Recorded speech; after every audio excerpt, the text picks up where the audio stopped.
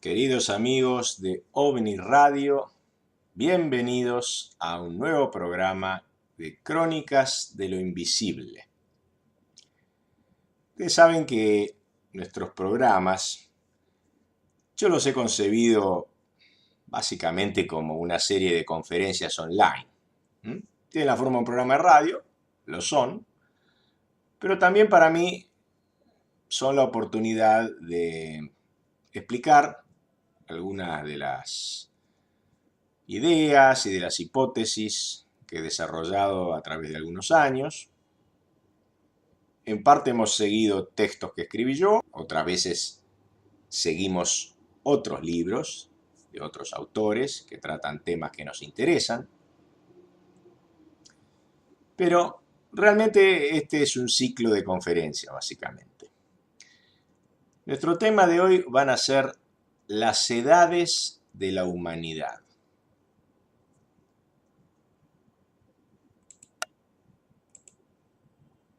La vida humana posee una característica que la diferencia de todo otro organismo conocido. Es la madurez sexual en dos fases, separadas por un largo periodo de latencia, entre los 5 y los 10 años de edad. Precisamente esta interrupción del desarrollo sexual, con la consiguiente sublimación del instinto, posibilitó el desarrollo de la cultura, servida por dichas energías instintivas recategorizadas y consagradas a un nuevo fin.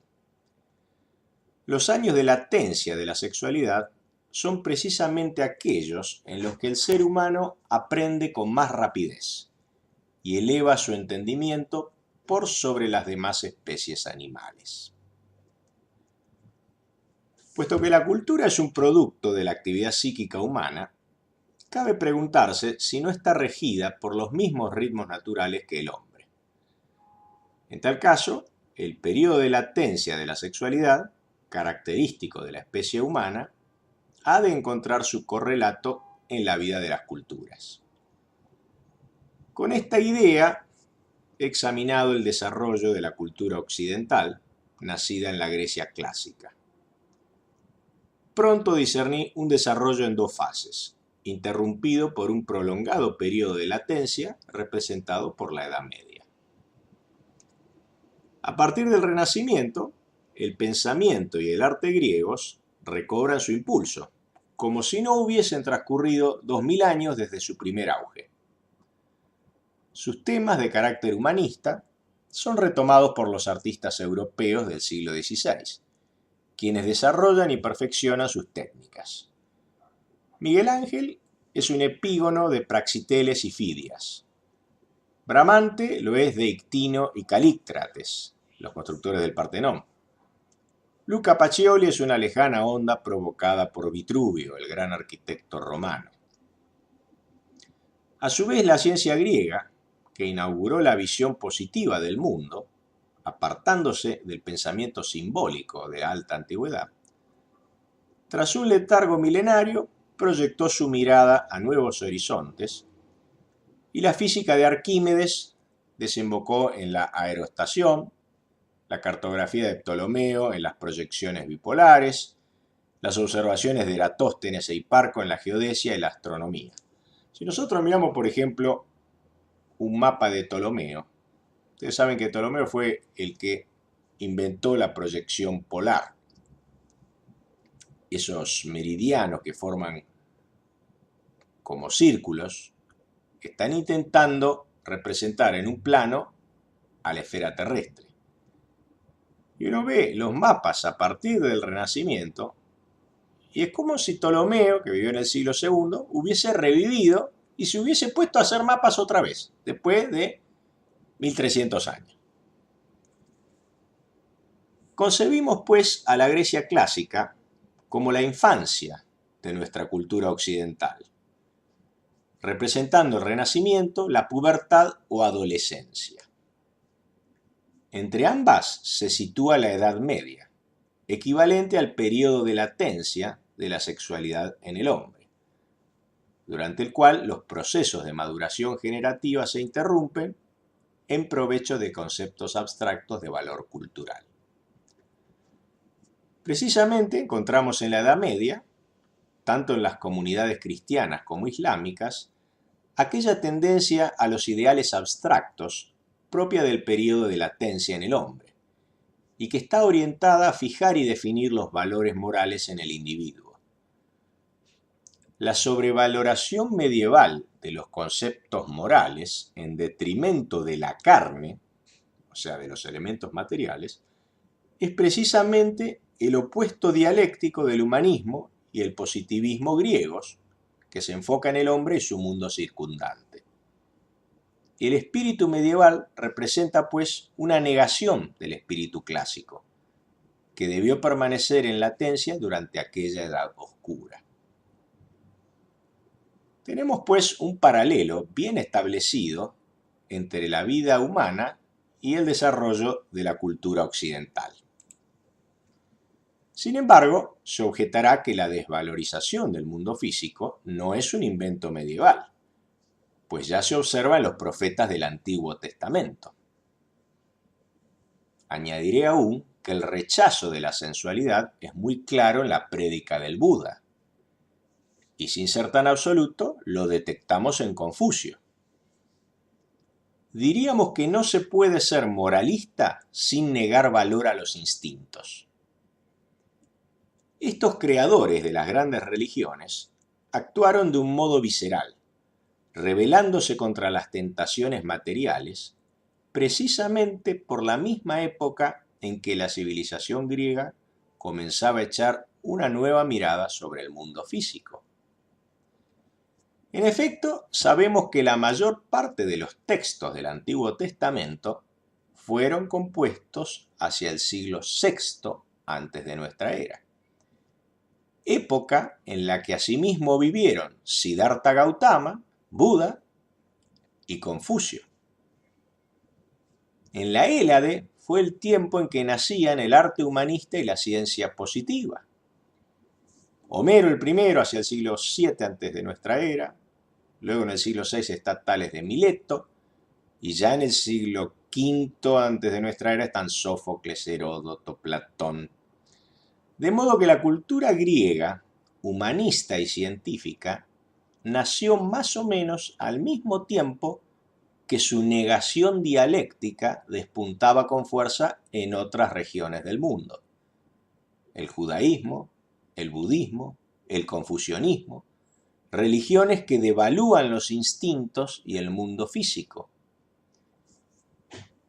Es decir, por un lado tenemos a los griegos inventando las ciencias y echando una nueva mirada positiva sobre el mundo físico, y por otro lado tenemos las grandes religiones que todavía subsisten en la actualidad, el judaísmo, el budismo, el moralismo de Confucio, que niegan valor al mundo físico, devalúan los instintos en pro de una conciencia moral o en pro de una vida futura.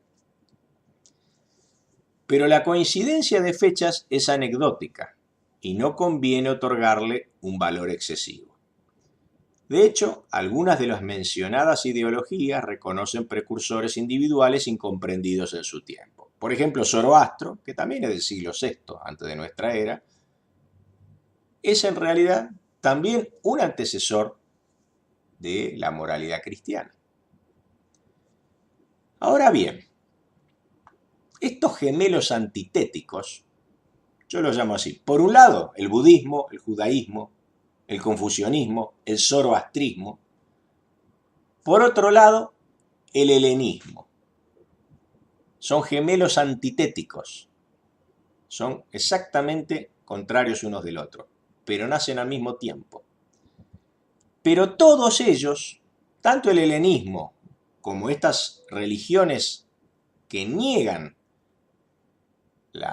el valor de los instintos, todos tienen un denominador común que revela su hasta ahora insospechado parentesco.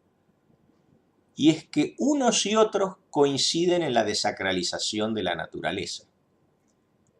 En efecto, los profetas, desdeñando los bienes de este mundo, y los científicos griegos analizando dichos bienes con una genial falta de respeto, todos despojaron a la naturaleza del manto sagrado con que la cubrían las culturas más antiguas, que veían en cada objeto un símbolo y una cifra de la divinidad. Por aquí vemos que el pensamiento griego proviene de la misma matriz evolutiva que sus hermanos dioscuros, los moralistas ascéticos.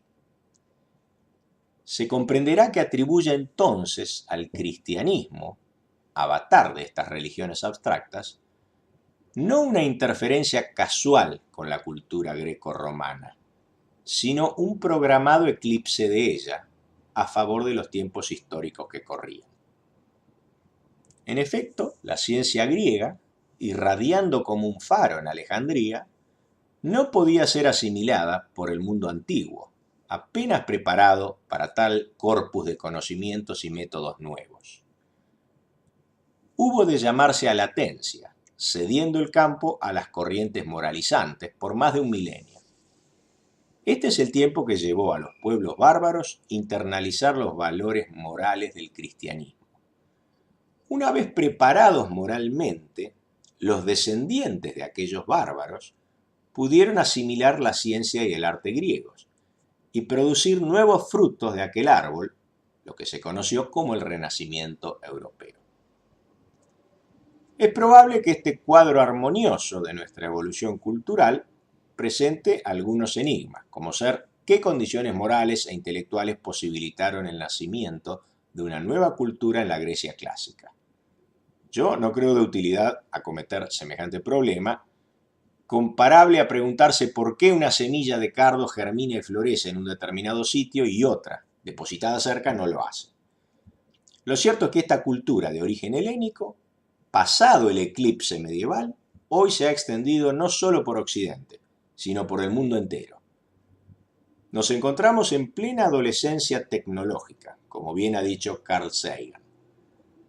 Las corrientes ascéticas han retrogradado al dominio de algunos cleros tradicionales a tono con los tiempos. Resumiendo, diremos que la actual cultura mundial nació cerca del año 500 antes de nuestra era, en forma de dos corrientes dialécticamente contrapuestas, focalizadas la una en Grecia, corriente sensual, la otra en Judea, India y China, e Irán, también con el zoroastrismo, corriente ascética. Ambas corrientes configuran nuestra cultura, predominando una u otra según las fases de madurez en forma análoga al desarrollo individual.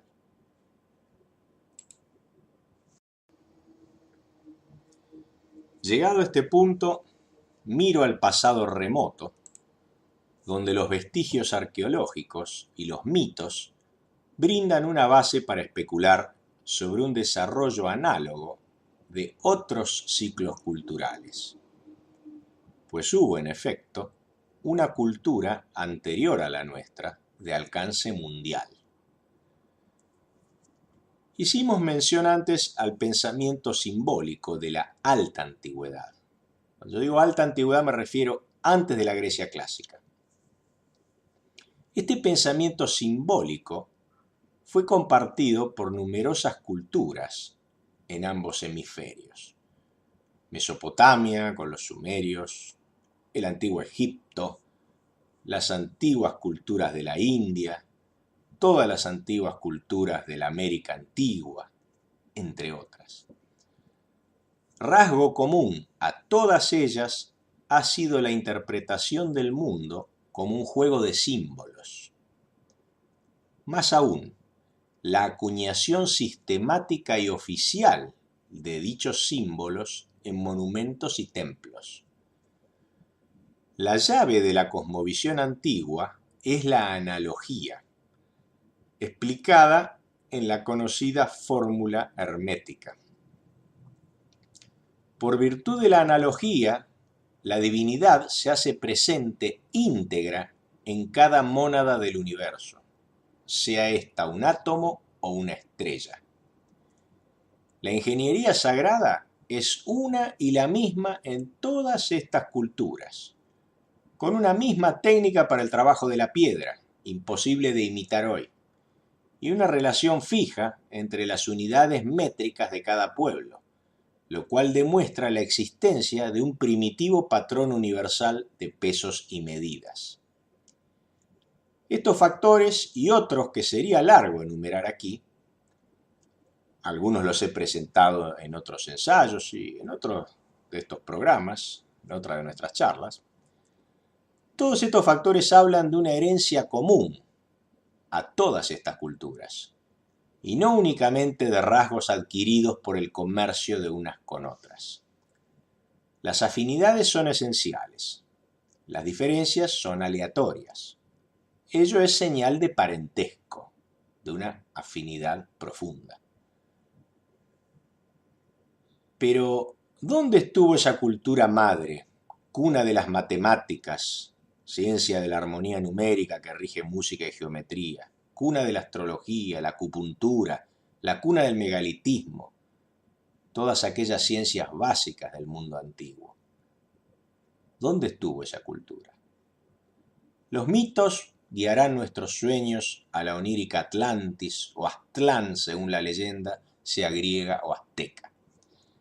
En todo caso, y sea cual sea la verdad de estas tradiciones, postulamos la existencia de un primer brote civilizador en tiempos remotos. Brote único y perfecto, dotado con todas las ramas de la ciencia simbólica, luego desarrolladas por las grandes culturas de la alta antigüedad. Aquella primer civilización megalítica no necesitó ocupar un espacio geográfico mayor que Grecia, su equivalente en nuestro propio ciclo cultural. Acá estamos hablando de un ciclo cultural más antiguo, anterior al nuestro, que nació en la Grecia clásica, con su ciencia positiva. Estamos hablando de un ciclo anterior, del cual todas las grandes culturas megalíticas de la remota antigüedad son sus epígonos, son su continuación.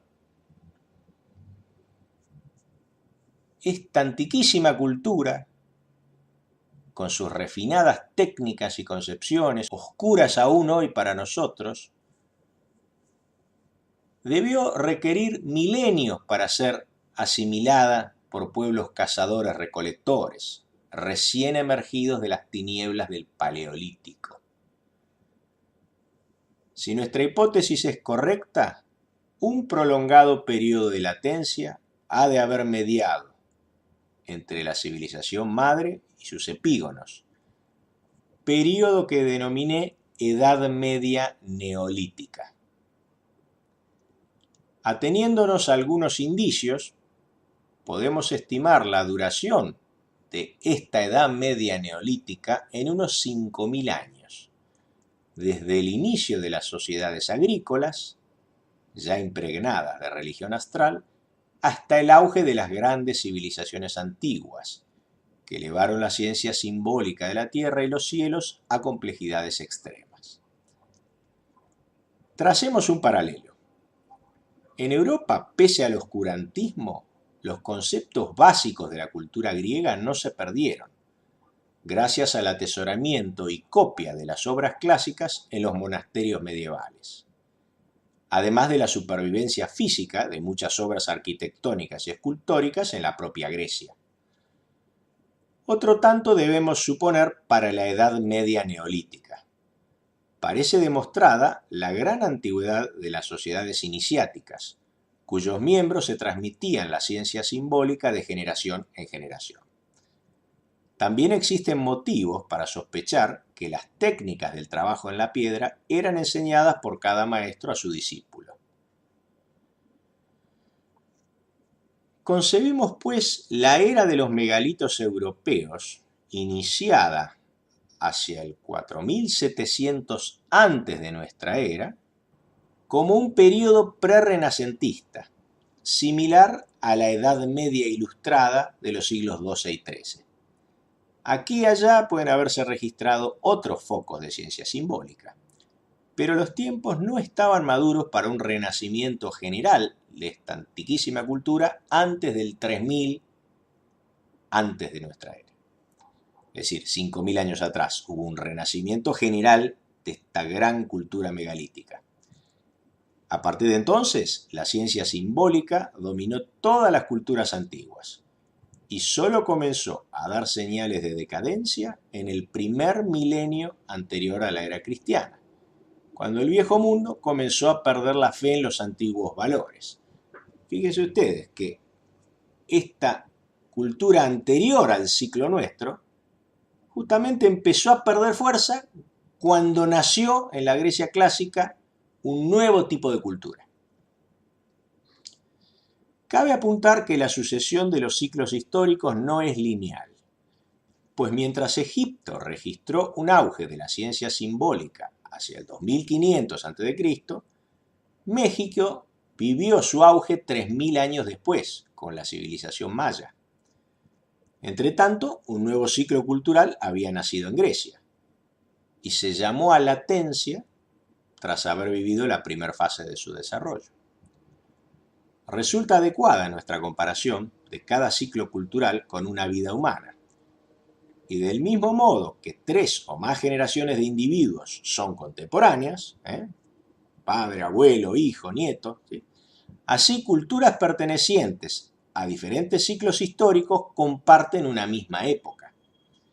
El encuentro de los europeos con los indios en 1492 supuso el choque de pueblos pertenecientes a 2 ciclos culturales distintos, porque los españoles venían del ciclo cultural iniciado en Grecia, mientras que los indios estaban todavía en el ciclo cultural anterior, el ciclo del megalitismo y de la ciencia simbólica.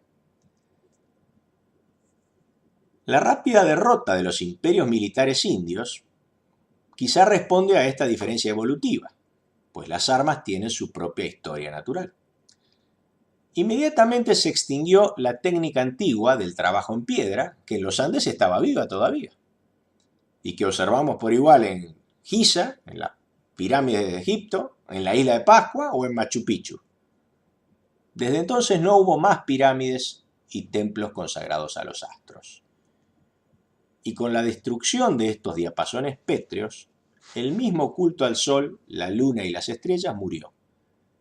Únicamente han sobrevivido de aquel ciclo más antiguo los ecos que en la propia cultura europea perduraron en círculos iniciáticos y que conforman la gran tradición ocultista, alquimia, cábala, astrología, último resto de la ciencia simbólica de la alta antigüedad. Hasta aquí hemos examinado 2 ciclos culturales humanos, 2 edades de la humanidad, para utilizar la terminología antigua. La antropología y la mitología nos hacen vislumbrar otras edades o ciclos más antiguos, a través de los cuales el espíritu humano fue iluminándose, descubriendo nuevos aspectos del universo. Inmediatamente antes de las últimas 2 edades, en el Paleolítico Superior, existió la cultura de las cuevas, a cuyas notables manifestaciones de arte rupestre he consagrado un ensayo. Únicamente voy a resaltar aquí el descubrimiento reciente de una fase muy antigua del arte rupestre, separada del más conocido período al que pertenecen Lascaux y Altamira, por un intervalo de tiempo que dejó anonadados a los arqueólogos: 15.000 años. Me estoy refiriendo a unas pinturas rupestres halladas en cuevas de Francia que tienen más de 30.000 años de antigüedad, 32 a 33.000 años de antigüedad, y son muy similares a las pinturas de Lascaux y Altamira, pese al enorme lapso de tiempo que las separa, lo cual abona claramente mi idea del desarrollo de las culturas en 2 fases separadas por un periodo de latencia, análogo al proceso de maduración de la sexualidad humana. Observamos que el tiempo de vida de las culturas es mayor a medida que nos alejamos hacia el pasado, aumentando correlativamente el periodo de latencia o edad media. El ciclo anterior al arte rupestre, correspondiente al dominio del fuego, abarca cientos de miles de años. Indudablemente, la evolución de la cultura se va acelerando. Sospechamos que en forma logarítmica. Si un nuevo tipo de cultura hiciese su aparición, lo cual puede suceder de un momento a otro, poniendo en marcha un nuevo ciclo o edad humana, esta sería cronológicamente mucho más breve que nuestro propio ciclo, aunque comparativamente mucho más intensa en experiencias. Un tal ciclo condensaría en pocos siglos un caudal cultural equiparable al devengado desde la Grecia clásica hasta hoy, tras lo cual la desintegración de la cultura sería inminente. ¿Sobrevivirá el hombre a la aceleración cultural? Sea lo que fuere de los últimos tiempos, sospechamos que un próximo escalón no tendría lugar en la escala humana, produciéndose entonces el salto evolutivo a una nueva especie. Y ahora que lo pienso, cada especie representa una manera de intuir el cosmos, una idea rectora, una cosmogonía. La evolución se produciría debido a la incapacidad de una especie animal para incorporar nuevas conductas sin mutar. Este es nuestro corolario. Cada edad o ciclo cultural humano corresponde a la vida de una especie. Y es privilegio de la raza humana reunir en una sola existencia filogénica múltiples edades. Don de la metamorfosis espiritual, he aquí la herencia de Adán. Bueno, les acabo de leer completo mi artículo y reservé para el final algunas ideas o comentarios que se me han ocurrido después porque han aparecido nuevos elementos. Y esos nuevos elementos tienen un nombre propio, Göbekli Tepe, un círculo megalítico desenterrado en Turquía, cerca de la frontera siria, un enorme complejo en realidad de círculos de piedra que tiene una edad que dejó anonadados a los antropólogos y a los arqueólogos que trabajaban en eso, porque les dio 11.500 años, nada más ni nada menos que 7.000 años más antiguo que las pirámides de Egipto y que el círculo megalítico de Stonehenge. 7.000 años antes. Nadie sospechaba una cosa así. Pero según mi idea, es exactamente lo que cabía esperar. Porque ese fue el primer brote civilizador, hace 11.500 años. Luego vino una Edad Media neolítica y luego un renacimiento hace 5.000 años, en el 3.000 a.C., en forma de las grandes culturas sumeria, egipcia, las grandes culturas megalíticas del mundo. Fueron equiparables al renacimiento de Europa, que revivió el arte y la ciencia griegos. Bueno, este renacimiento megalítico de hace 5.000 años revivió aquella antigua cultura de hace 11.500 años, encontrada en Göbekli Tepe. Y les voy a leer una nota que agregué a mi artículo. Mi hipótesis de un primer brote civilizador anterior en varios miles de años a las grandes culturas antiguas se ha visto confirmada de manera espectacular por el descubrimiento de la cultura megalítica de Göbekli Tepe, cuya antigüedad ronda los 11.500 años, exactamente cuando se hundió la Atlántida, según Platón.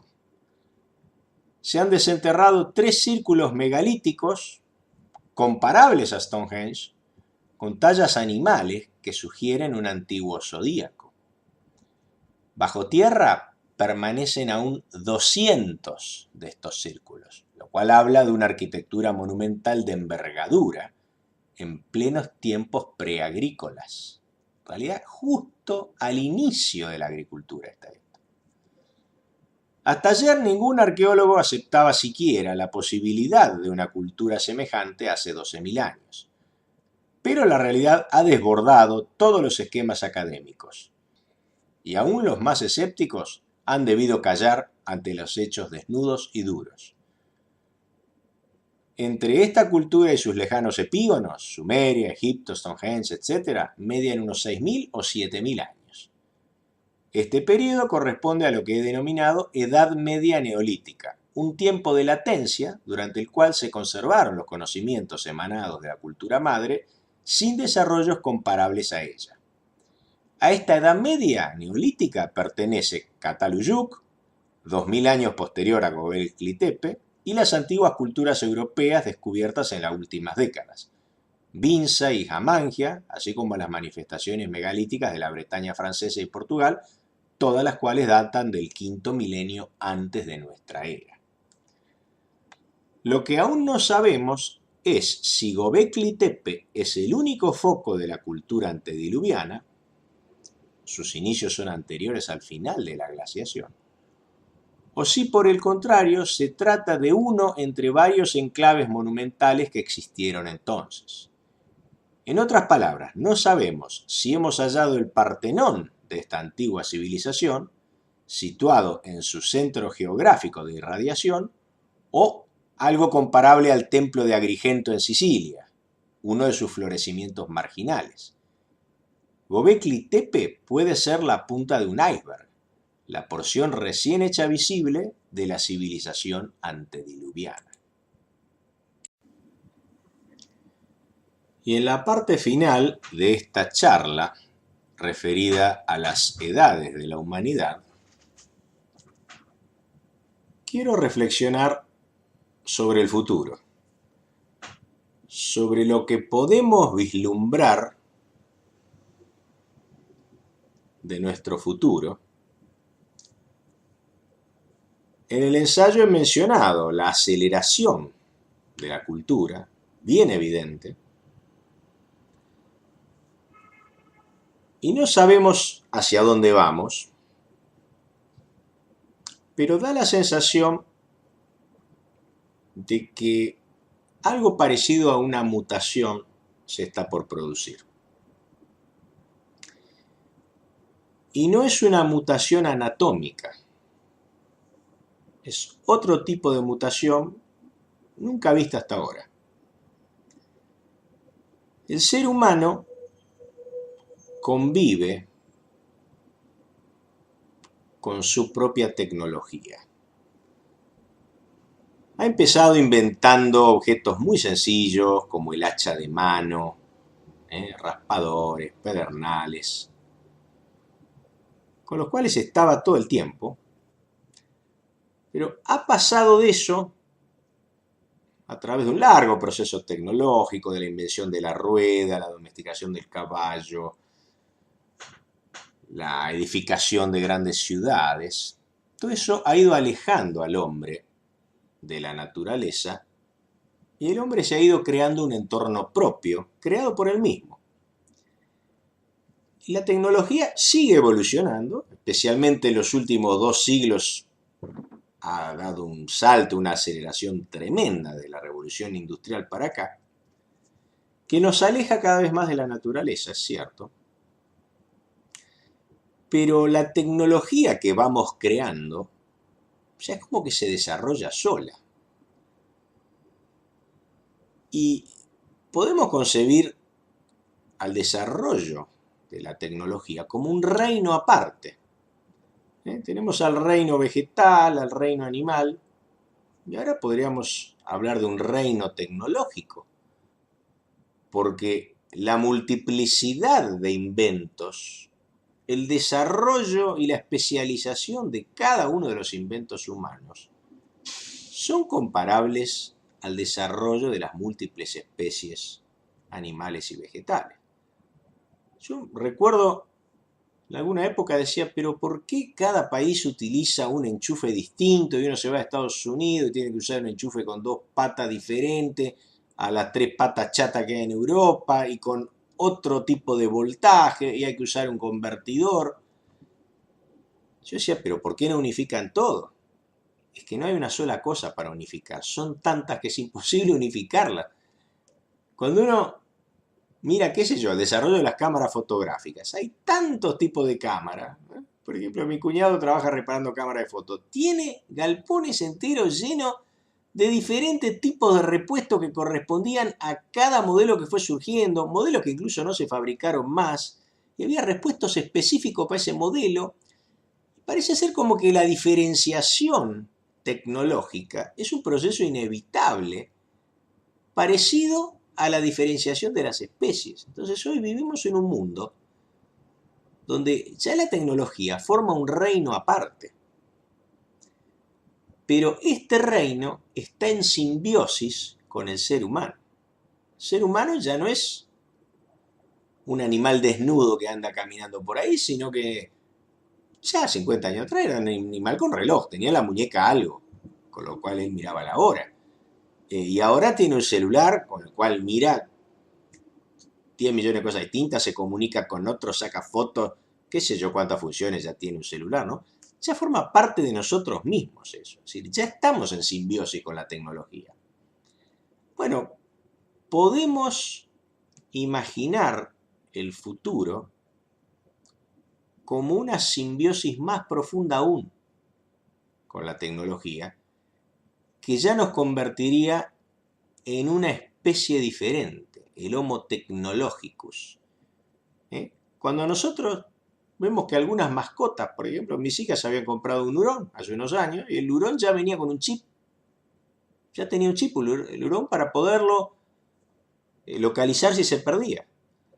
Bueno, en cualquier momento se va a incorporar chips y códigos de barras al cuerpo humano para que no tengamos que andar siempre con el pasaporte encima. Uy, perdí el pasaporte, no puedo salir, no puedo viajar. No, va a ser más cómodo poner un chip donde uno acerque la muñeca y ya está el permiso y la visa. Y claro, eso tiene su peligro, ¿no? Porque después de ese mismo chip le van a andar descontando de su cuenta bancaria todos los gastos que se le ocurran a los gobiernos. Claro, podemos llegar a ser esclavos de la tecnología si esto ocurre. Pero da la sensación que la evolución se dirige hacia eso, a una simbiosis del ser humano con la tecnología, con el reino tecnológico. Ya de por sí existen gente que ha perdido la visión y se les implanta algo parecido a una retina electrónica, o gente que tiene prótesis, gente que ha perdido miembros y puede caminar con prótesis mecánicas muy bien hechas. Bueno, no voy a describirlo porque es infinito el campo de la simbiosis posibles entre el hombre y las máquinas y la tecnología, y ahora que empezamos con la inteligencia artificial, ni hablemos, ¿no? De hecho, ya el hombre ha delegado sus funciones cerebrales referidas a hacer cuentas, se las ha delegado a las calculadoras. Y así con todo, nos vamos desplazando, antes nos desplazábamos a caballo, ahora nos desplazamos en automóvil, en avión, en lo que venga. De modo que daría la sensación que estamos ante un salto evolutivo inminente por la velocidad con que se vienen acelerando las cosas. Da la sensación de que estamos en el umbral de una nueva era, que sería la del Homo technologicus. Ahora, volviendo a la idea expuesta en esta conferencia de un periodo de latencia en cada nueva edad de la humanidad, si ingresamos a esta nueva etapa del Homo technologicus, es posible que esta evolución en algún momento sufra un parate y que entre en un periodo de latencia antes de renacer quién sabe cuándo. Es posible que un evento natural o una guerra o cualquier otro tipo de evento suspendan esta evolución que está ya teniendo lugar y recién dentro de un periodo de latencia bastante largo pueda el Homo technologicus florecer y crear un nuevo mundo. Amigos de OVNI Radio, los dejo con esta reflexión. Esto fue Crónicas de lo Invisible. Hasta siempre.